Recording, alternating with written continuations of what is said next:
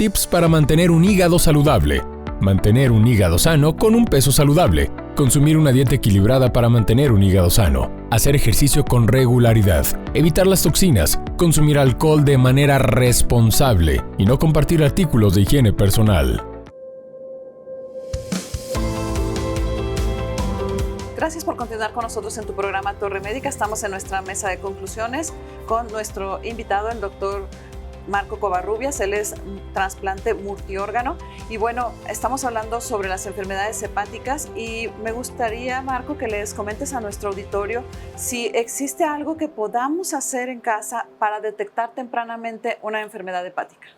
Sí, mira, lo más importante, como en toda la medicina preventiva, nada va a sustituir en la medicina moderna los estudios de detección temprana. Lo hacemos para enfermedad renal, lo hacemos para detectar diabetes en forma temprana. La mayoría de los laboratorios ofrecen incluso paquetes ya con una batería de exámenes entre los que van las pruebas de función hepática, que es un buen filtro para detectar alguna alteración en la función del hígado. En casos de más alto riesgo por historia familiar o porque habían salido ya en el pasado con alguna alteración de la función hepática, sí necesitan ser vistos con lupa, ser vistos con seguimiento ultrasonido, seguimiento crónico. Cuando hay enfermedades ya establecidas del hígado, y esto es muy importante, la derivación temprana, sobre todo cuando ya estamos hablando de una cirrosis, hablando de una cirrosis en ciertos estadios, es muy importante que el paciente sea referido o que busque segundas opiniones. Es frecuente que a veces el médico tratante de toda la vida se queda con el paciente dándole tratamiento, pero hay un momento en el que puede ser rebasado en base a, claro, la experiencia de cada quien, lo que se le puede ofrecer de alternativas terapéuticas.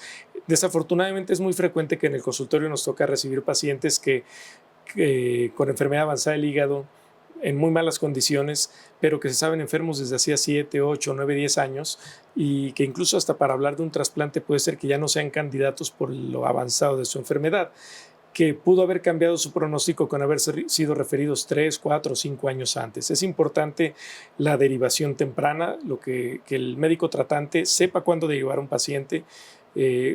Esto va relacionado directamente a la sobrevida en los pacientes manejados en los centros de trasplante o por los grupos de trasplante al que no es manejado por un grupo de trasplante. Sabemos que se les puede ofrecer en tiempo y forma el procedimiento del trasplante y teniendo además unos resultados muy buenos, a diferencia si el paciente no llega en forma temprana o en el momento adecuado. Basándonos en este comentario que hace Anaí, esta pregunta que hace Anaí, que creo que es importante. Y creo que ha habido de repente ciertos estudios que hasta las compañías de seguros han considerado una alternativa para evaluar en pacientes que a veces niegan un consumo crónico de alcohol o que tienen algún antecedente clínico que pudiera ser de relevancia en estudios de laboratorio para estudios como el Fibromax o el Fibrotest, que son estudios que pueden hacer una diferencial sobre aspectos clínicos que llevaron a una falla hepática. ¿Qué tanta relevancia clínica puede tener esto en aspectos hepáticos? Sí, Julio, mira, la mejor prueba para confirmar si hay cirrosis o no, o si hay inflamación o algún grado de precirrosis es la biopsia de hígado. La biopsia de hígado implica con una aguja tomar un segmento de hígado y mandarlo a estudiar con el patólogo. Esa es la prueba definitiva para decirnos qué tan afectado está un hígado. El problema, personas enfermas del hígado a veces ya tienen afección a su coagulación, sus plaquetas. El hacer una biopsia de un órgano que generalmente tiende a sangrar mucho puede llegar a ser muy peligroso y la mayoría de las veces ya no, cuando llegan ya en estadios avanzados, no recomendamos por riesgo hacer la biopsia.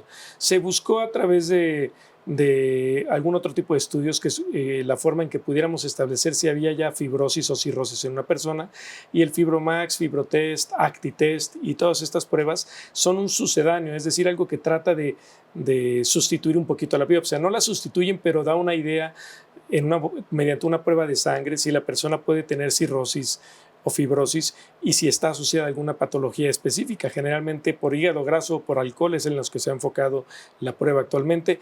No es el 100% efectiva, pero sí es una herramienta útil que nos ayuda a confirmar lo que a veces en el mismo ultrasonido se puede ver. En un ultrasonido en estadios avanzados puede uno ver si ya hay hipertensión portal, si el hígado ya está pequeño, muy lobular, granuloso, ya bordes irregulares, y lo confirma con una prueba de sangre que es esta esta prueba. Sí la utilizamos frecuentemente como complemento y más ante la incapacidad de poder realizar alguna biopsia por el riesgo que, repito, se supone para el paciente. Y tomando en consideración que tengo un paciente que requiere un trasplante, que lo tengo protocolizado y que voy a llevar una condición, ¿qué expectativa de éxito y de sobrevida tiene un paciente trasplantado de hígado? Generalmente, actualmente, considerando la cirrosis como una enfermedad mortal el 100% de las veces con la progresión de la misma, el trasplante de hígado ofrece una curación de 85-90%. Sí sigue siendo un procedimiento de alto riesgo, pero es en un paciente de alto riesgo. ¿Cuándo se ofrece el trasplante? Ese es el punto de por qué deben ser derivados a un grupo de trasplante.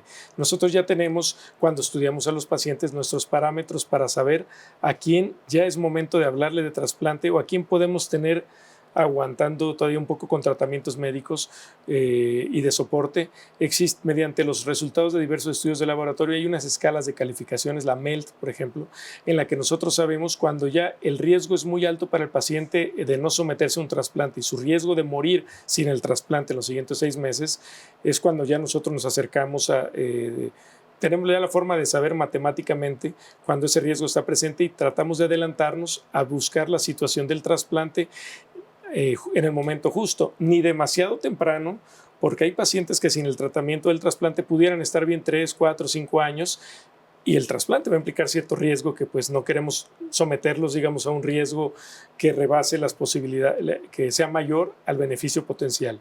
Es por eso la importancia de ser referido a un grupo de trasplante, porque vamos a saber en qué momento listarse y que va a representar ahora sí un beneficio para el paciente. Tampoco demasiado tarde, porque hay pacientes que están tan enfermos que ya no van a aprobar las evaluaciones que se hacen en un protocolo, por el cardiólogo, por el neumólogo, ya están tan enfermos que las posibilidades de que sobrevivan al trasplante son tan bajas y pues que no son aceptados en los programas de trasplante. Es muy importante, a diferencia a lo mejor de otros tipos de trasplantes, tomar en cuenta eso y la gravedad. La importancia de protocolizar a tiempo un paciente, entiendo que es saber que es un buen candidato, que obviamente se puede listar oportunamente y obviamente someterlo con un menor riesgo. El protocolo implica aspectos legales, administrativos, clínicos. ¿Qué aspectos clínicos debemos de considerar en ellos? Creo que sí es muy importante que todo paciente con una enfermedad hepática se le debe el beneficio por su médico tratante de referirlo a una opinión de alguien, que nos lo refiera para una opinión respecto a su candidatura a trasplante. Es muy importante para evitar lo que hablábamos hace rato de que sean diagnósticos demasiado tardíos. Es muy igual los pacientes que a veces se den cuenta que pues no han sido referidos a una opinión experta de trasplante, es muy importante que la busquen por los motivos previamente expresados. Aspectos clínicos importantes en el paciente que esté en esta situación va de la mano de esto. Clínicamente, pues quien va a saber en realidad cuándo hay que hablarle de trasplante ya son los grupos de trasplante y también somos los que con cierta autoridad le podemos decir que aún no es momento de trasplantarse y estar teniendo al paciente monitorizado, tenerlo abrigado para cuando llegue ese momento podérselo ofrecer en el mejor de los momentos con mejores posibilidades de éxito clínicamente. Digo, aspectos clínicos que de verdad a veces creo que no consideramos. Digo, sé que hemos tratado de hacer equipo no solo para el trasplante renal, el trasplante hepático, el trasplante de páncreas. Digo, tener un equipo de trasplante multiorgánico representa una responsabilidad, pero contar con herramientas para evaluación inmunológica, estudios endoscópicos, estudios de imagen que nos permitan hacer un diferenciador temprano de lo que el paciente tiene. Y si usted tiene algún familiar, conoce un caso donde tenga una evidencia, hacer una evaluación para una segunda opinión puede hacer esa diferencia de un paciente que pueda ser listado de manera oportuna y hacerlo por manos expertas, porque yo creo que la evidencia de resultados que pueden cambiar la sobrevida y que la gente tenga una idea y una noción de que un paciente diagnosticado a tiempo con hepatitis puede cambiar el pronóstico. Vamos a ir al glosario con Lalo y con Valeria y gracias, Marco, por esta entrevista. No, muchas gracias por el honor de invitarnos. Hasta luego. Continuamos.